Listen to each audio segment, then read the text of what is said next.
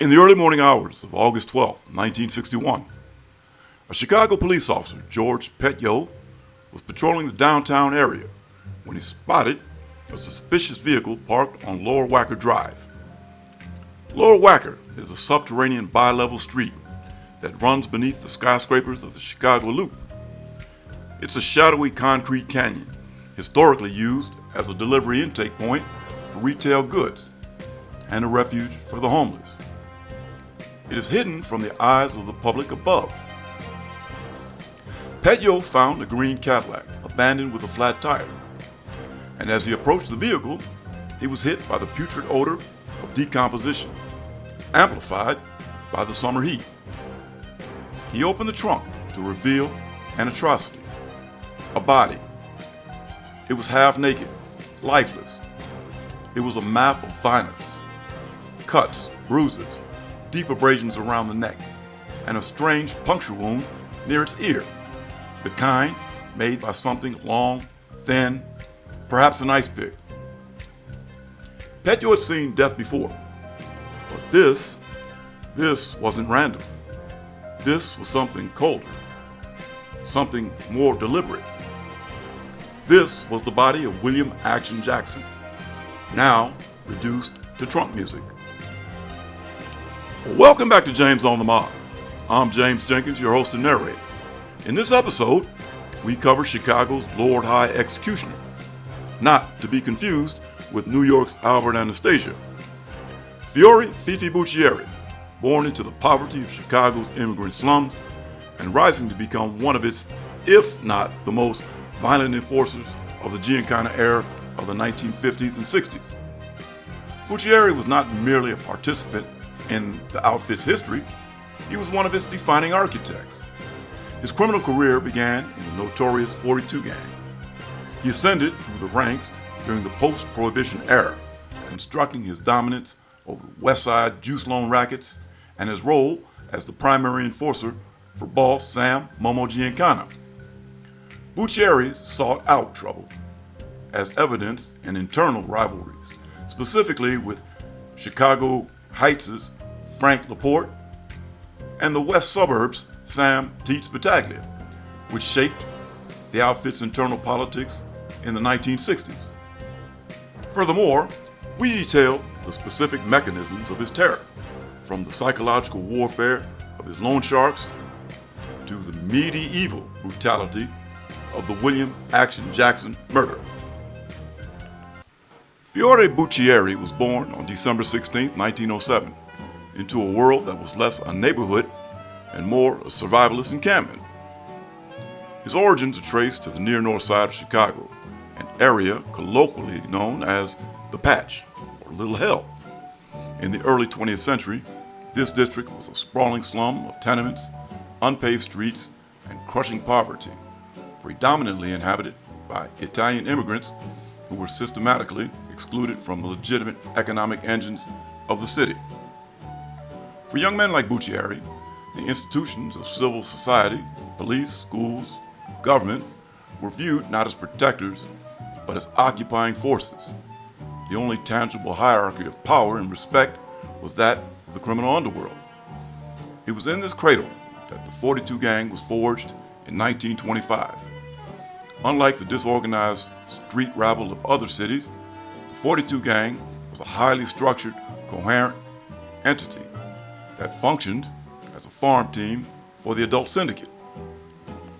Buccieri was a charter member of this juvenile army. The gang's roster read like a future directory of the Chicago outfit's ruling council. Sam Momo Giancana, Sam Teets Battaglia, and Mad Sam DeStefano were all contemporaries and cohorts. They were bound together by geography, ethnicity, and a shared outlook born of their environment. The 42 gang, named according to lore after the Alibaba and the 40 Thieves tale, with the members claiming they were one better than a Alibaba with 40 guys, specialized in a spectrum of crimes that ranged from petty to the catastrophic. They engaged in car stripping, smash and grab burglaries, and theft of produce carts.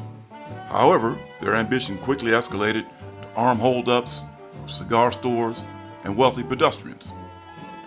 Buccieri distinguished himself early on, not just by his participation, but by his propensity for extreme violence. In 1925, at the age of 18, he recorded his first arrest on a concealed weapons charge, a rite of passage that signaled his entry into the professional criminal class. During this period, the 42 gang developed a reputation for ferocity that unnerved even the established gangsters of the era. In a notorious incident in 1928, after several members were incarcerated at the St. Charles Reformatory, the gang threatened the facility's commander, Major William J. Butler, promising to storm the reformatory with machine guns to liberate their comrades. This brazen disregard for authority caught the attention of Al Capone. And as the Prohibition era reached its bloody crescendo in the late 1920s, the skill set of the 42 gang became a valuable commodity. The Chicago outfit under Capone was engaged in a multi-front war against the Irish North Side gang and various independent operators. The 42ers, including Buccieri, were recruited as shock troops. They were the hitters, the expendable muscle used to secure territory and eliminate rivals. Buccieri operated as a gunman during these bootleg wars, a period characterized by drive-by shootings and bombings. Reports from the era linked Buccieri to at least 10 gangland slayings during this formative period. It was here that he learned the grim mechanics of his trade, the importance of the element of surprise, the necessity of overwhelming force, and the utility of terror. Unlike his contemporary Sam Giancana, who was known as a skilled wheelman or driver, Buccieri was a frontline combatant, a man who pulled the trigger. This era established the foundational relationships that would define Buccieri's life. His bond with Giancana and Battaglia was cemented in blood. They were not merely colleagues, they were survivors of a street war, a shared trauma that created an unbreakable, if occasionally toxic loyalty. With the imprisonment of Al Capone in 1931 and the end of Prohibition in 1933, the Chicago outfit underwent a profound transformation. Under the guidance of Frank Nitti, Paul Ricca, and Tony Accardo, the organization shifted from a loose confederation of bootleggers into a streamlined corporate entity focused on gambling, labor racketeering, and loan sharking. The Wild Boys of the 42 gang were integrated into this new structure. Buccieri's ascent during the 1930s, 40s, and 50s was marked by his specialization. He did not possess the political acumen of a fixer like Murray Humphreys or the strategic brilliance of a Tony Accardo. Instead, he occupied a vital niche. He was the ultimate enforcer and a master of the juice racket.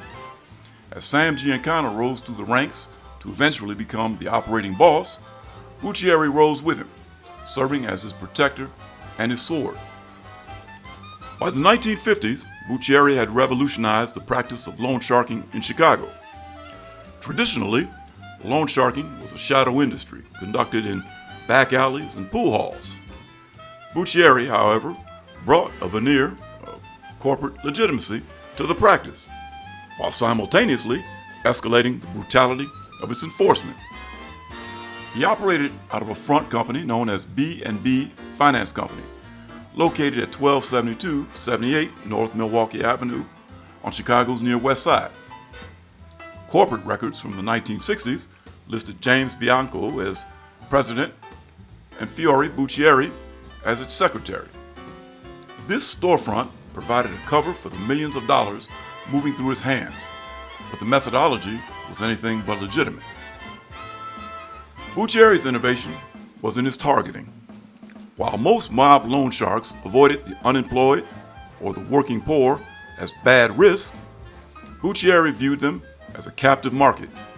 He dispatched teams of thugs to stake out unemployment offices and factory gates, handing out business cards that identified Buccieri as a loan officer. He understood fundamental psychological truth. A desperate man with no other options is the most reliable payer, provided the consequences of default are sufficiently terrifying. Buccieri's collection methods were a study in psychological warfare. He recognized that physical violence, while effective, was labor-intensive and drew police attention. The threat of violence, however, was efficient. His signature tactic involved leveraging the debtor's social network. And when a debtor fell behind on the exorbitant weekly interest, known as vigorish, or simply the VIG, Buccieri would not initially attack the debtor. Instead, he would contact the debtor's friends, neighbors, or distant relatives with a chillingly simple message. Hey, don't ride with that guy, because he's going to get hit. This tactic achieved total isolation of the victim. Friends, terrified of being collateral damage in a mob execution, would cut ties with the debtor, or more often, pressure them relentlessly to pay. The victim found themselves a pariah in their own community, carrying the contagion of death. And under this immense social and psychological pressure, victims would invariably turn to crime, embezzlement, robbery, or theft to satisfy B&B finance. And when psychological pressure failed, Buccieri reverted to kinetic violence. He was a proponent of bombings and arson, using them to destroy the property of those who resisted labor union extortion or debt repayment. By 1966, the Federal Bureau of Investigation had officially designated him the Lord High Executioner, a title that acknowledged his role as the final arbiter of violence for the Chicago outfit. The defining event of Fiore Buccieri's career, the atrocity that cemented his legacy as a monster, was the torture and murder of William Action Jackson in August 1961. This crime stands as a singular example of the outfit's capacity for cruelty and remains one of the most gruesome homicides in American organized crime history. William Jackson, born December 13, 1920, was a physically imposing figure, weighing over 300 pounds. He was a debt collector for the outfit, known on the streets as Action. Despite his size and profession, he was described by Chicago police as having the body of a giant and the brain of a child. He worked within the crew of Mad Sam DiStefano. In 1961, the Chicago outfit was in a state of heightened paranoia. The FBI, under the aggressive leadership of J. Edgar Hoover, who had finally acknowledged the mafia's existence, was ramping up pressure. Agents were approaching low-level mobsters, attempting to turn them into informants. FBI agent Bill Romer, a legendary figure in the Bureau's war against the mob, had approached Jackson in 1960. Jackson, loyal to the code of the streets, had flatly refused to cooperate. However, the mere contact with federal agents was enough to sow doubt in the minds of his superiors. Whether due to a misunderstanding, a false rumor, or personal transgression, the outfit leadership concluded Action Jackson had turned rat. In early August 1961, Jackson was lured to a meeting. The hit team assembled for this interrogation was a collection of the outfit's most sadistic operators: Fiore Buccieri, James Turk Torello, Jackie the Lackey Cerrone, Dave Yaris, and Sam DiStefano. They transported Jackson to a meat rendering plant on Chicago's South Side, the location chosen for its isolation and its acoustics. The industrial machinery and the layout of the slaughterhouse ensured that screams would go unheard and the mess of the interrogation could easily be washed away. What ensued was a 3-day ordeal of torture that defied human comprehension.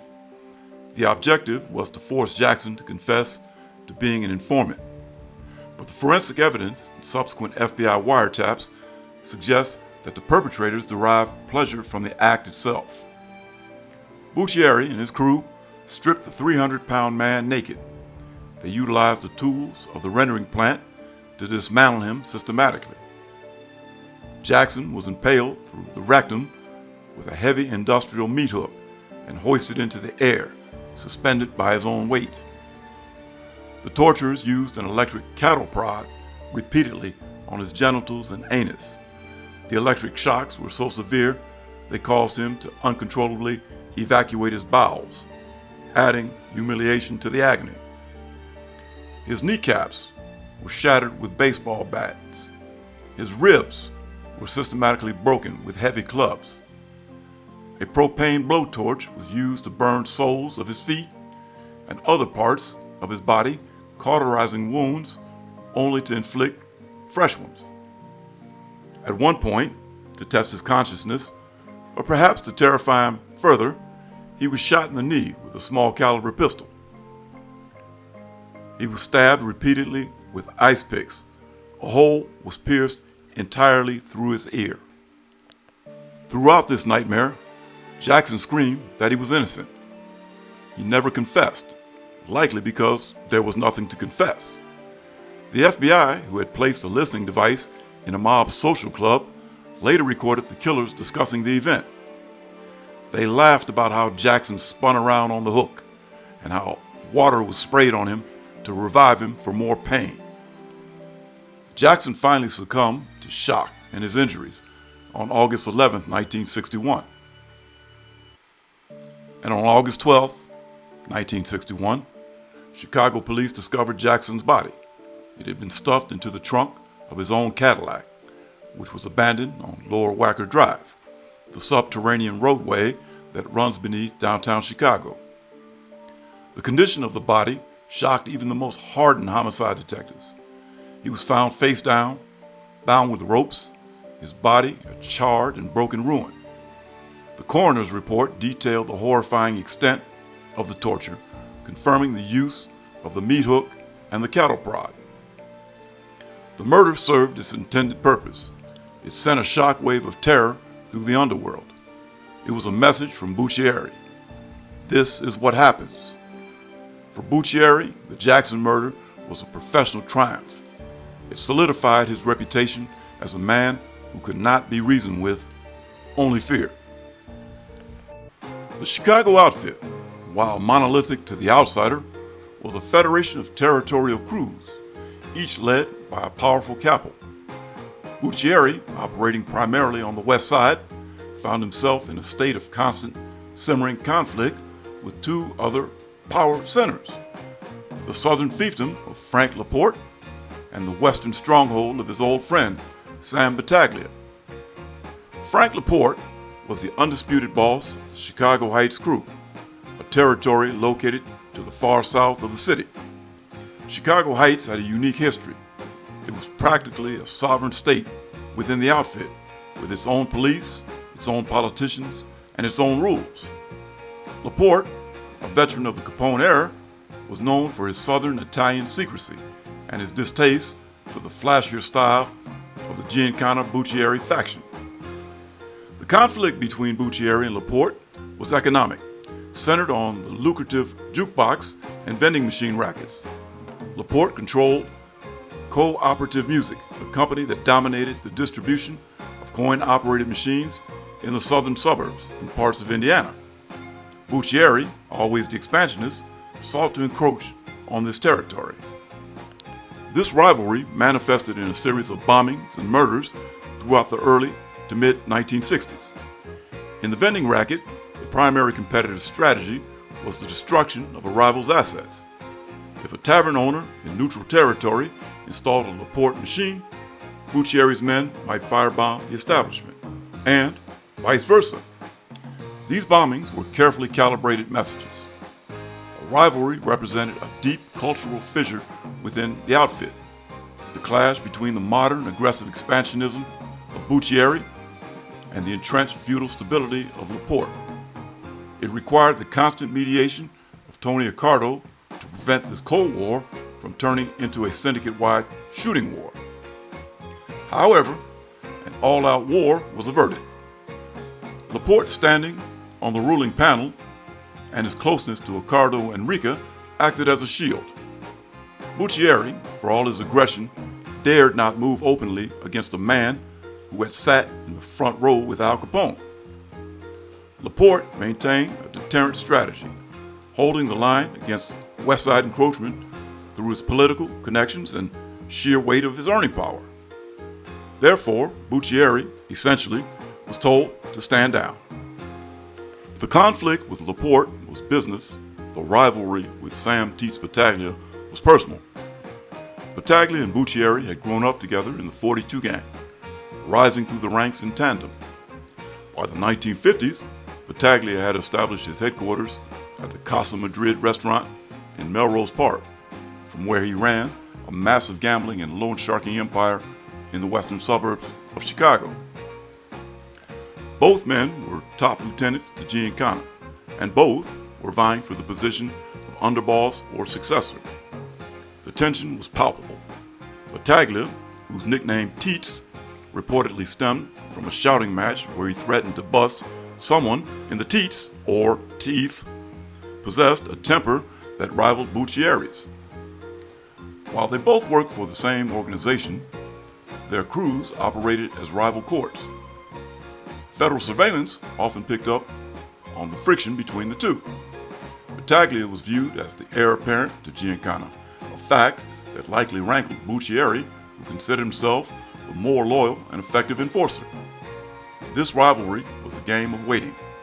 Each man watched the other, anticipating the moment Giancana would fall. And by 1966, the simmering tension between the two factions reached a boiling point. The catalyst was the collapse of Sam Giancana's reign as boss. Sam Giancana, once the darling of the outfit for his ability to generate revenue and political influence, had become a liability. His high-profile lifestyle, his romance with singer Phyllis McGuire, and his feud with the FBI attracted unprecedented attention. In 1965, he was jailed for contempt of court, and upon his release in 1966, he fled to Mexico to avoid further prosecution. The throne was empty. The Chicago outfit was not a democracy. It was a dictatorship run by a board of trustees, Paul Ricca and Tony Accardo. These two elder statesmen, semi-retired, held the absolute power of appointment. They faced a critical decision. The organization was under siege by the FBI, and they needed a leader who could stabilize the ship. When Giancana eventually fled the country in 1966, the succession was decided not in a back alley, but at a summit meeting held at the Czech Lodge in North Riverside, Illinois in 1966. This restaurant was a neutral ground and a favored meeting place for the outfit's administration. At this meeting, Tony Accardo and Paul Ricca made their ruling. They opted for the business model over the terror model. Sam Tietz Battaglia was anointed as the new boss of the Chicago outfit. However, the decision came with a strategic compromise designed to placate Buccieri and prevent a shooting war. While Battaglia took up the top title, Fiore Buccieri was elevated to the position of underboss. He was given absolute control over the enforcement rackets and the West Side territory. This was a treaty of sorts. Battaglia would run the board, but Buccieri would hold the whip. This arrangement effectively ended the active phase of the rivalry, transforming it into a tense partnership. Battaglia was the face of the organization, but he knew that Buccieri, the man who had tortured Action Jackson, was watching from the wings, waiting for a slip-up. The resolution of the rivalry proved to be short-lived. The very mechanism that Ricca and Accardo hoped would stabilize the outfit, the appointment of a business boss, collapsed under the weight of federal law enforcement. Sam Battaglia's reign as boss was disastrously brief. The FBI, utilizing the new weapon of the Hobbs Act, which targeted racketeering that interfered with interstate commerce, zeroed in on the King Arthur Apartments extortion scheme, in which Battaglia and others attempted to extort a real estate developer. In 1967, less than a year after taking power, Sam Battaglia was indicted, convicted, and sentenced to 15 years in federal prison. The swiftness of this conviction shocked the outfit. The insulation theory that a boss could be shielded by layers of underlings had been pierced by the Hobbs Act. With Battaglia removed, the logic of succession would suggest that Buccieri should step up. Yet, Once again, he was passed over. When Battaglia went to prison, Felix Milwaukee Phil Aldericio was named the new day-to-day boss. This second bypass reinforces the structural reality of the rivalry. Buccieri was deemed too dangerous to be boss. His value was in the shadows, not in the spotlight. However, Battaglia's imprisonment meant that Buccieri became the de facto power on the street. With Battaglia gone and Aldericio often preoccupied with his own legal troubles, Buccieri's dominance over the West Side rackets became absolute. He absorbed much of the territory and crew members that had previously been in Battaglia's orbit. While Buccieri was a mentor to many violent men, his relationship with the ambitious Anthony Spilatro, later the overseer of Las Vegas, was volatile. Spilatro, who had came up under the wing of Mad Sam DeStefano, was young, arrogant, and prone to overstepping his bounds. In the early 1960s, prior to Spilatro's assignment to Las Vegas, a significant altercation occurred between the two. Spilatro reportedly mouthed off or showed disrespect to Buccieri during a dispute. In the strict hierarchy of the outfit, a soldier disrespecting a capo was a capital offense.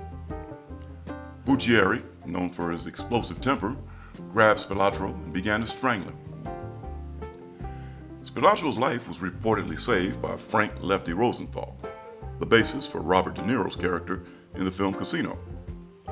Rosenthal, who generated millions for the outfit through his gambling expertise, managed to talk Buccieri down, likely appealing to Spilatro's utility as an earner and enforcer.